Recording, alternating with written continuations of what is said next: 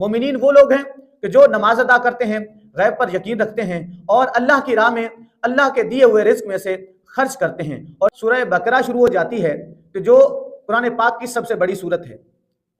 इस सूरत का नाम बकरा इसलिए रखा गया है क्योंकि इस सूरत के अंदर गाय का जिक्र है। अरबी जुबान में गाय को बकरा कहते हैं, इसीलिए इस सूरत का नाम बकरा रखा गया है। इस सूरत की इब्तिदा हरूफ मुक़त्तात से होती है। हरूफ मुक़त्तात उन हरूफ को कहते हैं कि जिनका तर्जमा व मतलब सिर्फ अल्लाह और उसका रसूल जानते हैं। अमूमी तौर पर हर इंसान उन हरूफ को समझ नहीं सकता। उसके बाद अल्लाह रब्बुल इज़्ज़त ने बताया कि ये किताब ऐसी किताब है कि इसके अंदर कोई शक व शुबा नहीं, यानी किताब का ऑथेंटिक होना बताया।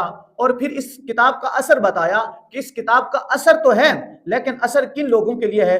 असर सिर्फ उन लोगों के लिए है कि जिनके दिलों में तकवा है। वगरना ये कुरान पाक तो कुफार मक्का के सामने भी पढ़ा गया, उनके सामने कुछ के सामने असर दिखाया, कुछ के सामने नहीं। तो उसका मतलब ये नहीं है कि कुरान पाक में असर नहीं है, बल्कि कुरान पाक के अंदर है, ये हिदायत तो है, लेकिन मुत्तकीन के लिए कि जिनके दिलों में तकवा था उनके दिलों पर कुरान पाक असर कर गया। उसके बाद फिर मोमिनीन का जिक्र फरमाया कि मोमिनीन की खुसूसियात बताई कि मोमिनीन की खुसूसियात क्या हैं। मोमिनीन वो लोग हैं कि जो नमाज अदा करते हैं, गैब पर यकीन रखते हैं और अल्लाह की राह में अल्लाह के दिए हुए रिस्क में से खर्च करते हैं। और फिर कुफार का जिक्र आया कि कुफार क्या है? कुफार वो इनकार करने वाले हैं और उनके लिए दर्दनाक अजाब है, उनके दिलों पर मोहर लगा दी गई है। फिर मुनाफिकीन का जिक्र आया कि मुनाफिकीन वो लोग हैं कि जो जब मोमिनीन से मिलते हैं तो कहते हैं हम आपके साथ हैं, हम ईमान वाले हैं। जब कुफार के पास जाते हैं कहते हैं हम तो मोमिनीन से धोखा करते हैं, हम तो तुम्हारे साथ हैं।